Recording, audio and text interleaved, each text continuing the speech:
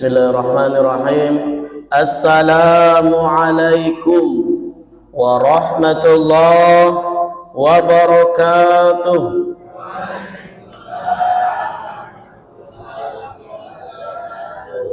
Alhamdulillahi rabbil alamin. Wa bihi nasta'inu ala umurid dunya waddin. Ashhadu an la ilaha illallah wahdahu la syarika lah. Wa ashhadu anna Muhammadan abduhu wa rasuluh. Allahumma salli ala sayyidina Muhammad wa ala ali sayyidina Muhammad. Qala Allah Ta'ala fil Qur'anil Karim, A'udzu billahi minasy syaithanir rajim. Wa idz ta'adzana rabbukum la in syakartum la azidannakum wa la in kafartum inna 'adzabi lasyadid. Shadaqallahul azim. Yang kami hormati Bapak Ketua Masjid, juga selaku Ketua RT 25 Kelurahan Gandus, yang kami hormati juga segenap pengurus Masjid Izzatul Islam, dan juga yang kami hormati bapak-bapak dan ibu-ibu yang alhamdulillah ramai pada pagi hari ini. Alhamdulillah. Karena kita patut bersyukur bapak-bapak dan ibu-ibu, sebagaimana ayat yang kami sebutkan tadi, kami bacakan tadi, bahwasanya Allah Subhanahu wa taala berfirman, la in syakartum la azidannakum wa la in kafartum inna 'adzabi lasyadid. Kata Allah, apabila engkau bersyukur maka nikmat akan ditambah. Tapi kalau kita kufur, ingat kata Allah, azabku amat pedih. Jadi kita patut banyak-banyak bersyukur. Kalau kita banyak bersyukur, Allah Subhanahu wa taala akan tambahkan nikmat-nikmat kepada kita. Karena pada dasarnya bapak-bapak, ibu-ibu, nikmat kekayaan itu hanyalah sebagian kecil dari nikmat yang Allah berikan kepada manusia. Banyak sekali nikmat-nikmat yang Allah berikan. Ada murid kami, kebetulan kami mengajar SD, berkata, Pak, katanya, Ustadz, sesungguhnya manusia ini orang yang paling kaya, katanya. Apa cak itu kita? Karena coba dihitung, ginjal 2 miliar katanya, ginjal kanan, ginjal kiri, belum mata, belum jantung. Rupanya dia ini nonton di YouTube, jual organ di Kamboja. Nah, bat kayo gitu nih. Jadi kalau dikatakan kita ini tidak kayo ternyata manusia. Itu dari pemikiran anak-anak kecil. Jadi bapak-bapak, ibu-ibu, sudah sepatutnya lah kita bersyukur kepada Allah. Banyak nikmat yang Allah berikan. Terutama nikmat yang paling besar, nikmat yang paling utama adalah nikmat iman dan nikmat Islam. Tidak semua orang Allah pilih mendapat hidayah. Tidak galau-galau, tapi Allah pilih. Kita insya Allah termasuk hamba-hamba Allah yang Allah pilih untuk mendapatkan rahmat berupa nikmat iman dan nikmat Islam. Karena dengan kedua nikmat ini yang akan menyelamatkan kita fid dunya wal akhirah. Selanjutnya salawat beserta salam selalu kita haturkan kepada junjungan kita Nabi besar Muhammad sallallahu alaihi wasallam. Ya Nabi salam alaika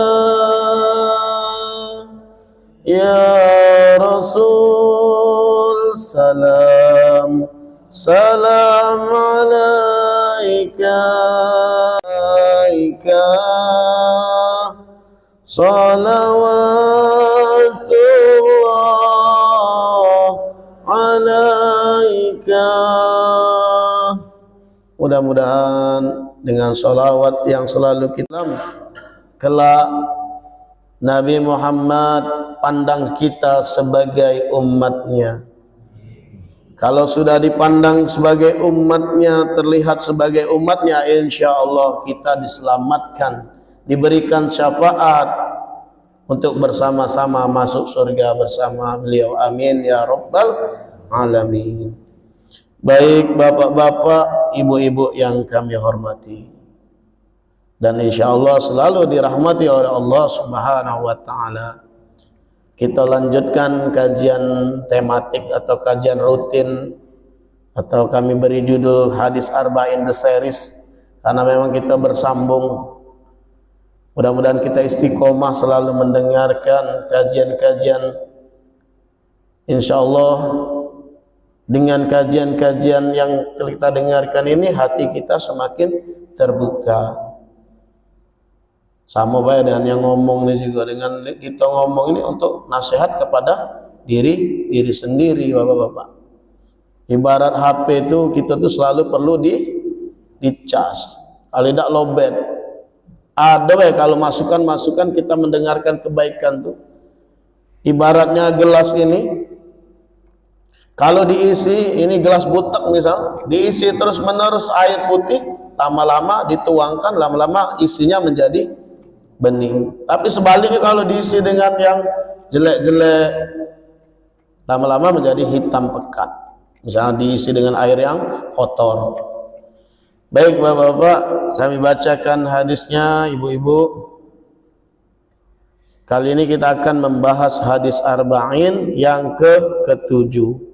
Jadi hadis arba'in seperti yang kami terangkan itu sesuai dengan arba'in, artinya 40 hadis. Di sini Imam Nawawi rahimahullah ini beliau menulis hadis-hadis penting sebanyak 40 hadis. Dituangkan dalam 42 hadis arba'in.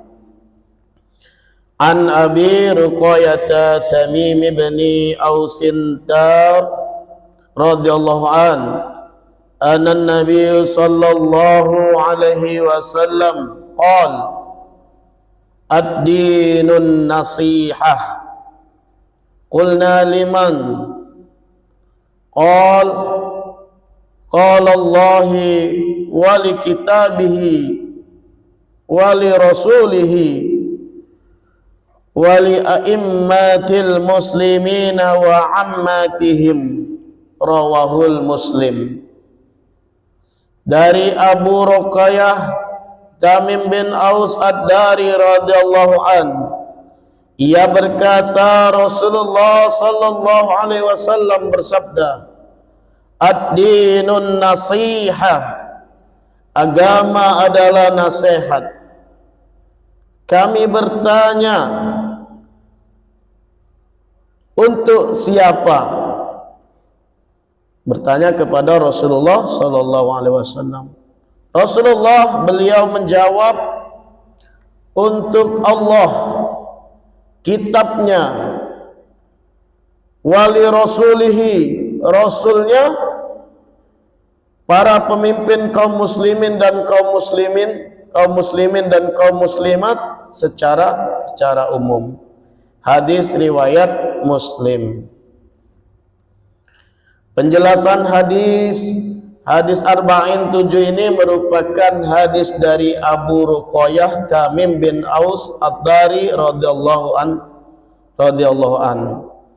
Tamim memiliki nama Abu Ruqayyah karena Ruqayyah adalah nama anak satu-satunya.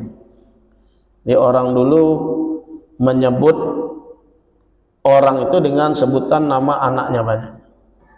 Abu Ruqayyah, ayahnya dari Ruqayyah. Kemudian lagi misalnya Abu Fatimah, berarti ayahnya dari Nabi adalah Nabi Muhammad sallallahu alaihi wasallam. Jadi yang boleh disandarkan pada nama nih Pak Bu adalah nama orang tua, nama bapaknya. Ini kadang nikah disandarkan nama lakinya. Nah, padahal Islam yang sebenarnya itu menyandarkan nama kita ini pada nama ayah kita, abu kita, abi kita, bukan kepada suami. Ya karena dia bini pejabat ditambahi. Karena kalau tidak nama embel-embel nama pejabat tadi tidak tahu siapa budak ini kan. Tiba-tiba nyalek, tidak kenal gitu. Ditambahilah nama suaminya karena suaminya pejabat terkenal misalnya. Jadi kita tidak boleh menyandarkan pada suami nama kita nih, tapi kita sandarkan secara Islam adalah kepada orang tua kita, ayah kita. Selanjutnya sedangkan ad-dari nisbat kepada sang kakek yaitu Ad-Dar bin Hani. Jadi kita jelaskan periwayat hadisnya. Awalnya Tamim bin Aus beragama Nasrani.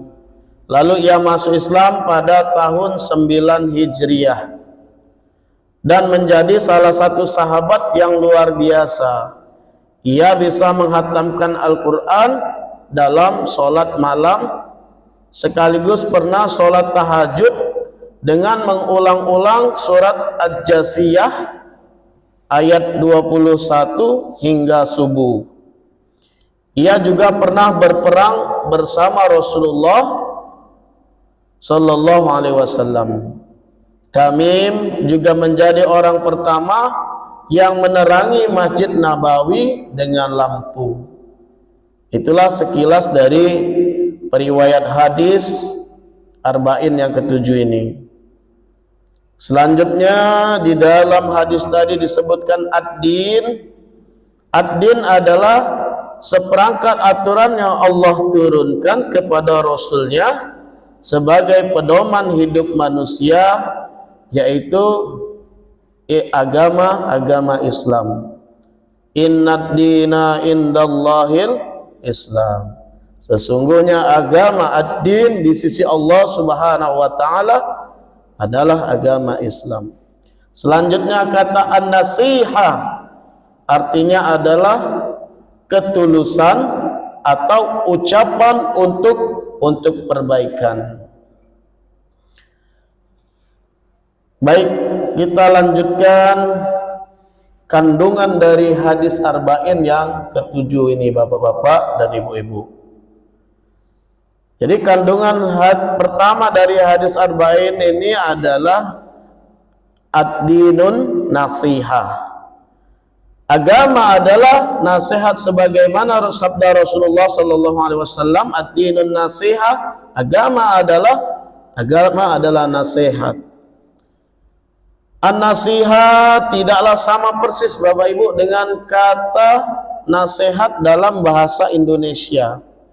Walaupun kita tahu kata nasihat ini adalah kata serapan dari bahasa Arab yang dijadikan bahasa Indonesia.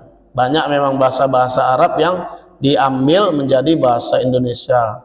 Contohnya selamat, takwa, dan banyak kata-kata lain dari bahasa Arab yang berubah menjadi bahasa Indonesia. Jadi artinya tidak sama persis dengan nasihat dalam bahasa Indonesia.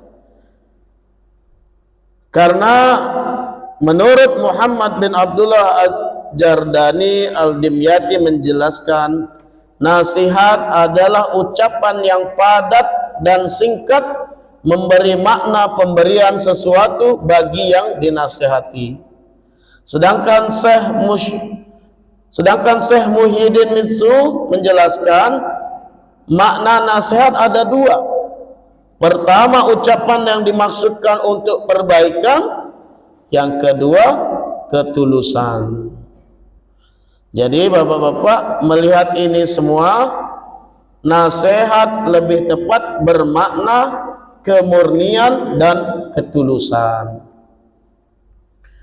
Selanjutnya kandungan yang kedua berangkat dari makna nasihat di atas yang kita bacakan tadi, mengandung poin kedua dari kandungan hadis Arba'in Nawawi. Nasihat yang pertama ditujukan sebagaimana sabda Rasulullah SAW, an-nasihah untuk siapa? Untuk Allah. Kita jelaskan maknanya bukan menasihati Allah, tetapi ketulusan untuk Allah atau ketulusan kepada Allah. Jadi nasihat adalah ketulusan kepada Allah. Maksudnya seseorang hamba harus menjadikan ia ikhlas kepada Allah dan meyakini bahwa dia adalah ilah, Tuhan yang Maha Esa dalam uluhiyahnya, yaitu membersihkan penghambaan dari noda syirik, tandingan dan sekutu, serta apa-apa yang tidak pantas. Jadi kalau nasihat tadi diartikan sebagai pemberian wejangan, tentu saja tidak tepat kalau kita memberi nasihat kepada Allah. Nasihat di sini dalam arti adalah ketulusan kepada Allah. Jadi tidak ada sekutu selain Allah Subhanahu wa Ta'ala. Inilah tauhid yang paling utama, bapak-bapak dan ibu-ibu. Jadi agama kita ini dalam Islam, kita hanya mengesahkan Allah. Tidak ada sekutu bagi Allah Subhanahu wa Ta'ala. Dan kekuatan selain dari Allah Subhanahu wa Ta'ala. Jadi hati-hati. Kalau orang Indonesia ini paling mudah dikenakan sesuatu hal-hal yang berbau-bau gaib, langsung percaya kadang. Jadi kita harus wajib berwaspada. Apakah yang kita lakukan ini akan menjurus kepada kesyirikan kepada Allah Subhanahu wa Ta'ala. Jangan sampai bapak-bapak, ibu-ibu, kita percaya dengan kekuatan-kekuatan selain Allah, menyandarkan apa yang sering kita lakukan. Kalau tidak pakai ini, kalau tidak ini, itu sudah termasuk kita menjurus kepada kesyirikan, menyekutukan Allah. Karena kita tahu bapak-bapak, ibu-ibu, dosa syirik itu dosa yang tidak diampuni. Dalam artian kalau kita mati dalam keadaan syirik, tidak bertobat, kita akan celaka, masuk ke dalam nerakanya Allah Subhanahu wa Ta'ala. Tapi kalau kita sempat bertobat, nah insya Allah, itu maksud daripada dosa syirik adalah dosa yang tidak diampuni. Dosa yang tidak, kalau kita meninggal membawa kesyirikan, maka Allah tidak akan mengampuni. Tapi kalau kita masih hidup, masih diberikan kesempatan bertobat, insya Allah. Jangan sampai kita seperti Fir'aun laknatullah alaihi, tidak mau mengakui Allah, sampai akhirnya nyawa di tenggorokan. Saya percaya kepada Tuhannya Musa, sudah terlambat. Selanjutnya, poin selanjutnya yaitu ketulusan atau nasihah wali kitabihi, yaitu ketulusan untuk kitab Allah, kitab-kitabnya, kitab yang diturunkan kepada Nabi, Taurat, Zabur, Injil, dan yang paling utama yang diturunkan, yang menghapuskan daripada semua tiga kitab tadi, yaitu Al-Quran. Jadi memang tetap kita akui Taurat, Zabur, Injil itu adalah kitab yang diturunkan Allah. Tapi ada masa expire-nya, Pak Bu. Sudah expire itu, tidak bisa lagi dipakai. Sama kalau kita minum makanan, kalau expired cak mana kira-kira bakal jadi penyakit, bahkan bisa menyebabkan kematian. Nah begitulah. Tapi kita tetap meyakini, mengimani kitab samawi, kitab yang diturunkan dari langit, yaitu Allah Subhanahu wa ta'ala. Lalu bagaimana menyikapi ketulusan mengimani Al-Quran? Mengimani Al-Quran merupakan dasar ketulusan kepada Al-Quran. Karena tanpa mengimaninya, manusia tidak mungkin menjadikan Al-Quran sebagai pedoman. Ketulusan selanjutnya adalah kita sering membacanya, membaca Al-Quran. Tingkatan-tingkatan pertama adalah membaca Al-Quran. Jangan sampai Al-Quran tidak pernah kita baca. Ada di rumah kadang, ada di rumah Al-Quran beli baru sampai sekarang masih baru, belum pernah dibuka. Tapi ada yang lebih miris lagi, bapak-bapak, ibu-ibu. Pernah suatu acara kami hadir, ketika mau pembacaan Quran, tidak katik sama sekali Quran dalam rumahnya. Ya. Sebagai umat Islam minimal adalah singkok Quran. Masa tidak katik sama sekali? Ya, dimaklumi sekarang ada Al-Quran di dalam HP kita ini, ada Al-Quran, aplikasi Al-Quran. Tapi kita tetap harus wajib memiliki mushaf Quran, bapak-bapak dan ibu-ibu. Karena begitu besar ganjaran membaca Al-Quran.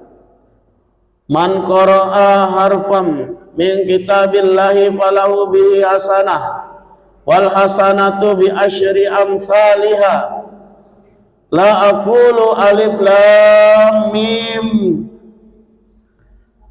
harfun walakin alif harfun walam mim harfun wa mim harfun. Jadi kata Nabi, barang siapa membaca satu huruf dari kitab Allah, maka baginya suatu kebaikan. Satu kebaikan dibalas dengan 10 kali lipatnya. Aku tidak mengatakan alif lam mim harfun atau alif lam mim itu satu huruf, tetapi alif satu huruf, lam satu huruf, dan mim satu huruf.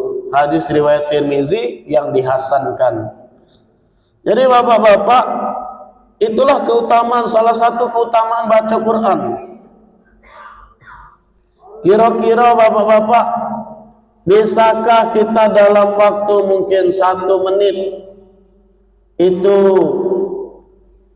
1 menit bahkan 1 detik membuat berbagai macam kebaikan? Bisa tak kira-kira? Tentu saja susah dalam 1 detik atau 2 detik, 3 detik. Tetapi dengan membaca Al-Quran, Bismillahirrahmanirrahim, sudah dapat 19 kebaikan dikali 10, 190 kebaikan. Jadi banyak-banyak baca Al-Quran, kita banyak mendapatkan kebaikan dari Allah Subhanahu wa ta'ala. Cukup Pak Bu dengan baca baik? Tidak. Tapi juga kita harus mentadabburinya, yaitu dengan tadabbur Al-Quran akan menjadi terarah dan hati kita terjaga, mudah menerima hidayah. Afala yatadabbaruna al-Qur'ana am ala qulubin aqfaluha.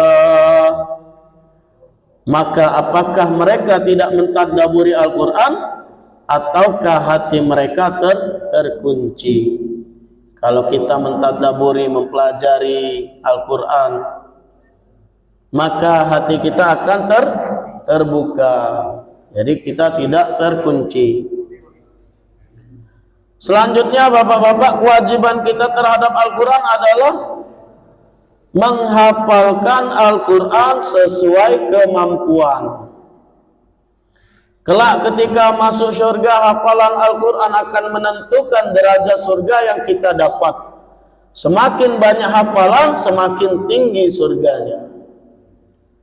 Wajib bagi seorang muslim mempunyai hafalan Al-Quran. Ngapa wajib? Karena Al-Quran ini kan kita baca di dalam sholat kita. Minimal suratul Fatihah. Kalau kita tidak baca suratul Fatihah, maka tidak sahlah sholat kita.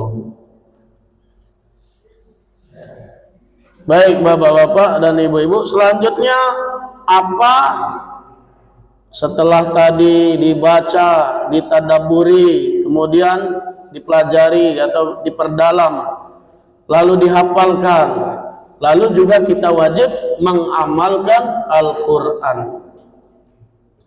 Jadi apa yang kita baca dalam Al-Quran kita lakukan.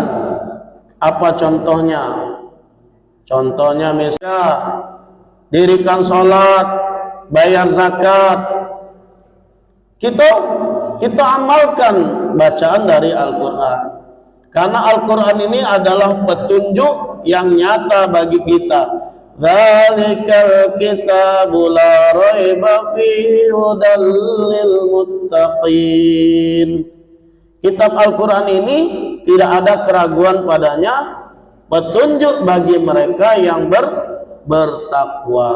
Kalau kita bertakwa, insya Allah kita Rasulullah,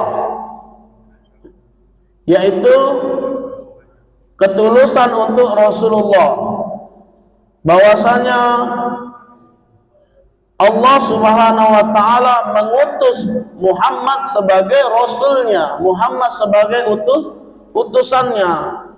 Konsekuensinya adalah kita taat terhadap apa yang beliau perintahkan, dan kita meninggalkan apa yang beliau larang. Wa ma atakumur rasul fakhudhuhu wa ma nahakum anhu fantahu. Apa yang diberikan Rasul kepadamu maka terimalah, dan apa yang dilarangnya bagimu maka tinggalkanlah. Quran surah Al-Hasyr ayat ke-7. Jadi begitu bapak-bapak dan ibu-ibu. Selanjutnya ketulusan atau nasihat ketulusan untuk pemimpin kaum muslimin. Jadi bagi kita bapak-bapak wajib, bagi seorang Islam wajib mengikuti pemimpinnya selama pemimpin itu benar. Selama pemimpin itu berada di jalan Allah Subhanahu wa Ta'ala. Maka kita doakan sebagaimana dalam Al-Quran, ya ayyuhalladzina amanu ati'ullaha wa ati'ur rasul wa ulil amri minkum.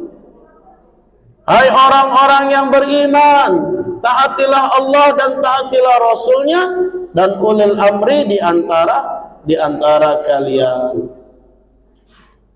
Jadi penting kita mendoakan pemimpin kita. Misal pemimpin kita di kota Palembang, kita doakan. Karena bapak-bapak mendoakan satu pemimpin itu akan baik. Karena apa? Dampaknya pemimpin yang baik, insya Allah dia akan memberikan kebijakan yang baik.